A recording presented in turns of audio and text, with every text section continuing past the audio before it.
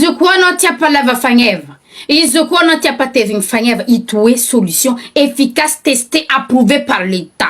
Bon, voalohany ingrédient anao mampiasa l'huile d'olive. L'huile d'olive ity zay baka lavolavo koa fa tsy ahaizandra. Mafy ka mampiasa d'huile coco. Zay dok takany besiny maro aminaraiky zegny e. Fa tegna tsara zegny l'huile d'olive. Faharoa amin'ny ingrédient amizay mampiasa dongolo lait. Dongolo lait ty fa maro bénéfique aminanty fa tape Google oza. Izy ity tadiaviny hegny, tadiaviny fagneva, tadiaviny raha jiaby amin'ny vatantsika donc tegna hoe efficace.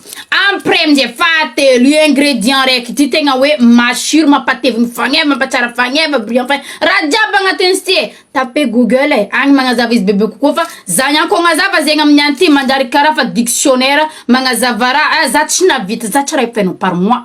Après amizay karakôry atao magnano izy godrogodrenao disanao I dongolo ty disanao miaraka godrogodrenao ho ampidirinao agnatiny menaka. I ambelanao amizay zegny anao mandeha matory, ambelanao beka izy masere tsara mitrôfitra agnatiny lera be igny. Avy amizay fianao amizay zegny sivagninao zegny adosinao zegny nofinofin-draha igny. Ranony fo zay alainao miaraka amin'ny menaka igny azonao.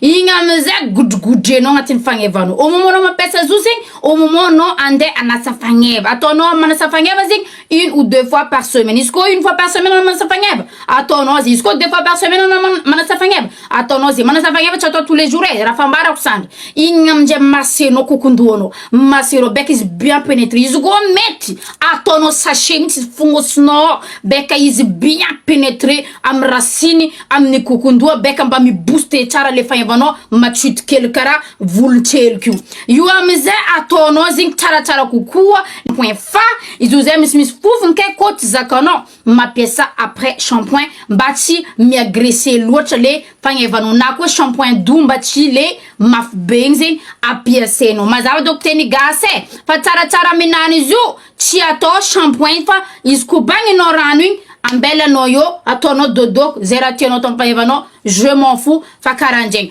Partager vidéo ty mba hitany population tagesako manao foky ele kara volony raha tsy haigny fagnevanany matsito kely igny tage izy igny beka izy koa malapaivaka la réponse fa tsy anafo anao matete be io mbo azoko anao tsôla maiko ipaigny.